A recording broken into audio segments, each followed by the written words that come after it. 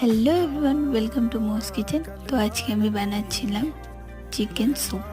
তো তার জন্য প্রথমে কড়াইতে কিছুটা ঘি গরম করে নিয়ে তার মধ্যে প্রথমেই দিয়ে দিচ্ছি ধুয়ে পরিষ্কার করে রাখা মাংস। এর মধ্যে আমি ক্রাশ করে রাখা গোলমরিচের গুঁড়ো অ্যাড করে একটুখানি ভেজে নিয়ে থিতনো আদা, লঙ্কা কুচি, পেঁয়াজ কুচি অ্যাড করে দিচ্ছি।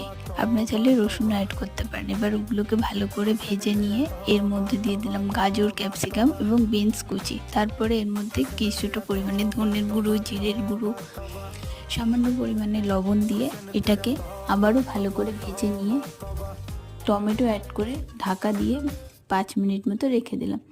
টমেটোটা যখন গলে যাবে তার মধ্যে সামান্য পরিমাণে জল দিতে হবে। দিয়ে ফুটে গেলে এর মধ্যে আমি গরম মশলাটা অ্যাড করেছি, এটা আপনারা স্কিপ করতে পারেন। তারপরে ফুটে গেলে এর মধ্যে ভিনিগার দিয়ে এবং কিছুটা ক্রাশ করে রাখা গোলমরিচ দিয়ে সার্ভ করে নিন গরম গরম চিকেন স্যুপ।